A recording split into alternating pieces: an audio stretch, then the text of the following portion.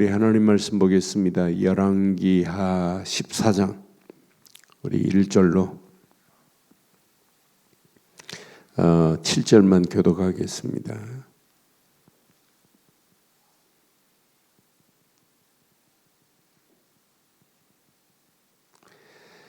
이스라엘 왕 여호아하스의 아들 요아스 제2년에 유다의 왕 요아스의 아들 아마시아가 왕이 되니 그가 왕이 된 때에 나이 25세라.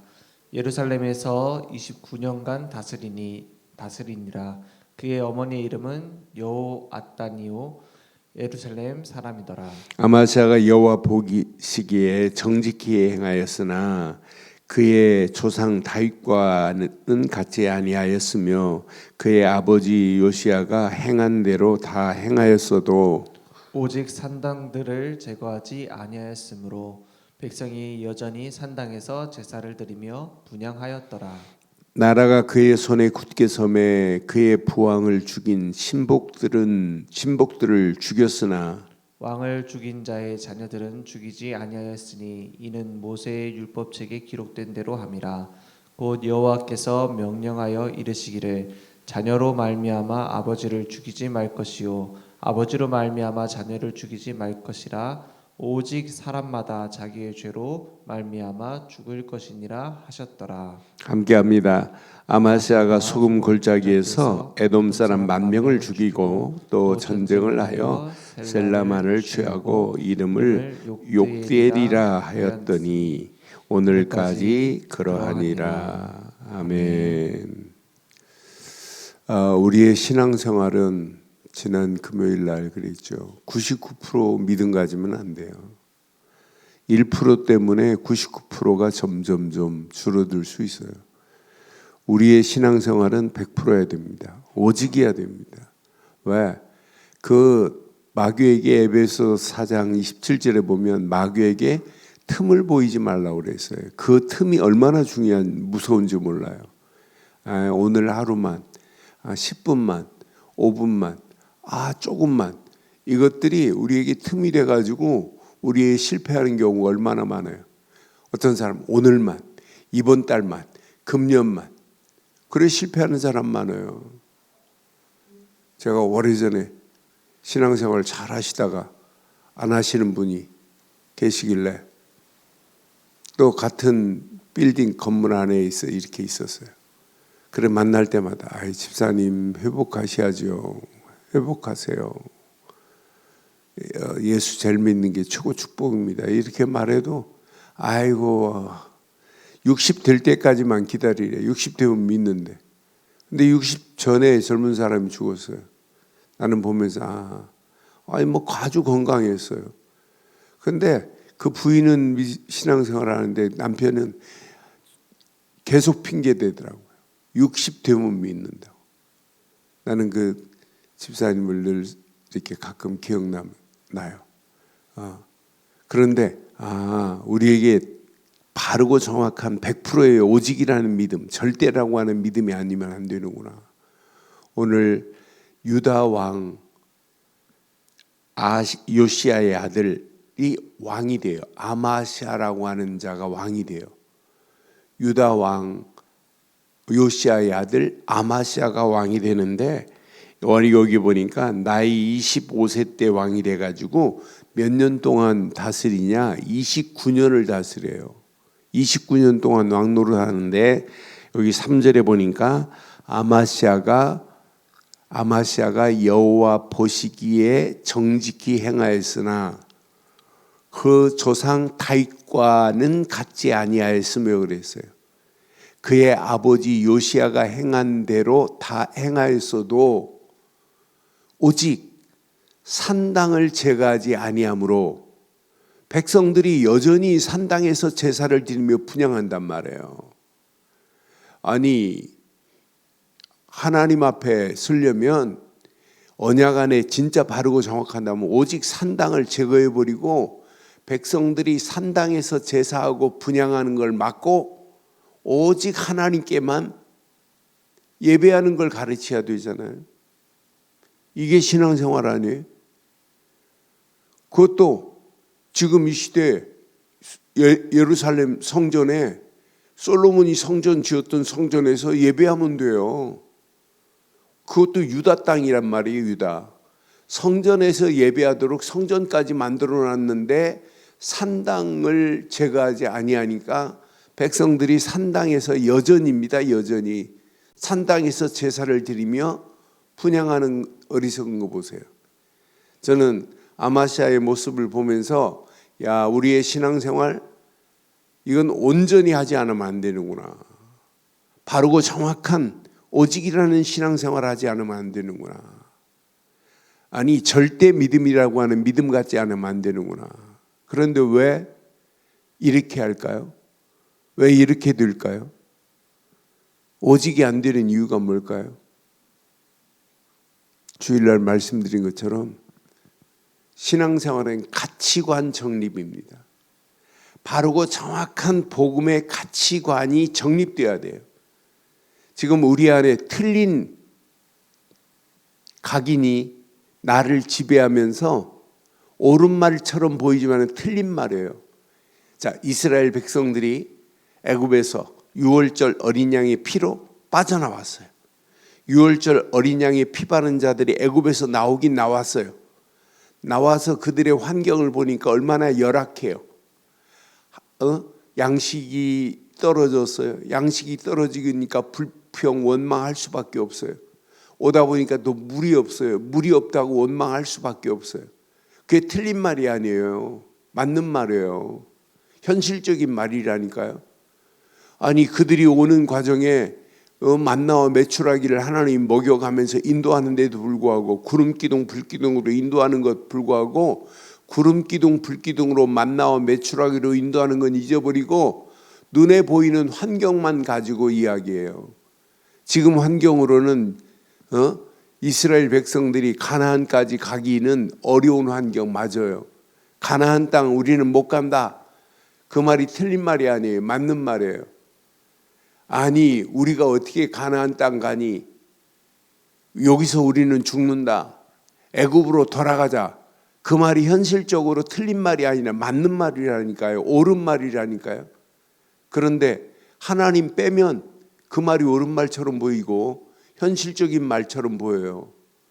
그런데 하나님이 역사하면 그게 문제될 일이에요. 하나님이 함께 한다면 그게 무슨 문제가 돼요? 양식 없는 게 뭐가 문제가 돼요? 만나와 메추라기로 먹였던 그 하나님인데 지금 물이 없는 게 뭐가 문제가 돼요?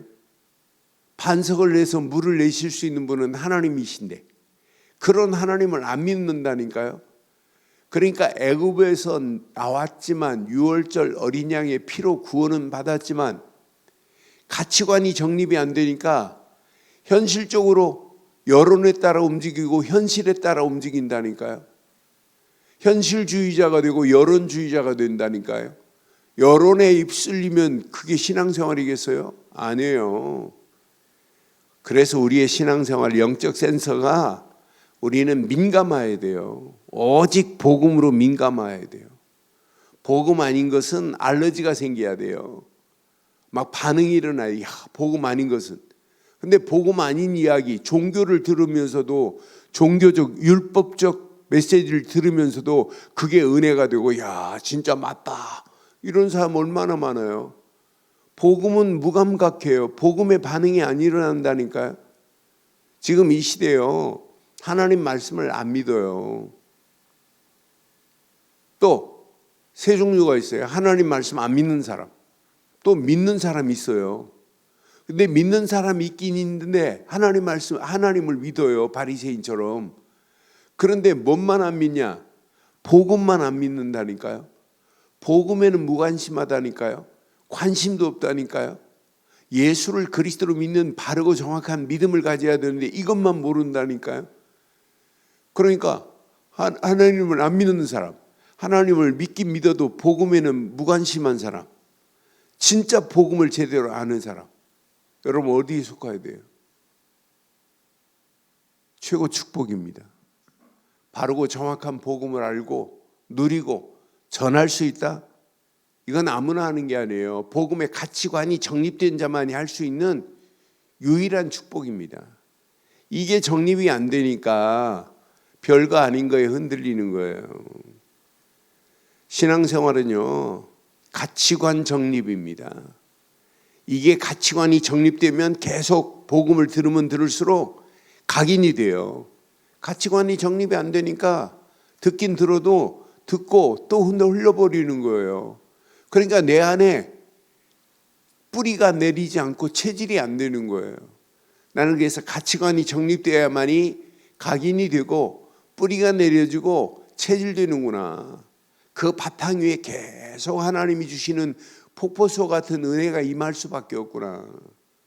이 언약 내 것으로 붙잡아야 돼. 이거 놓치면 큰일 납니다. 오늘 아마샤를 보면서 봐요.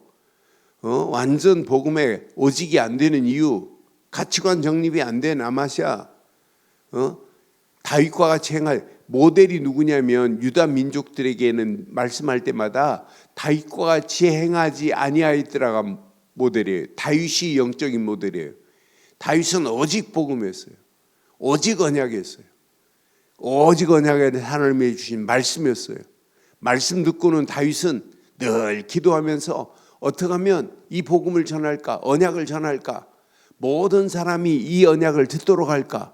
다윗은 이걸 노래해버렸다니까요. 그래서 다윗이 모델이라니까요. 근데 오늘 아마샤 봐요. 분명히 3절에 보니까 조상 다윗과 같이 아니하였으며 그랬어요.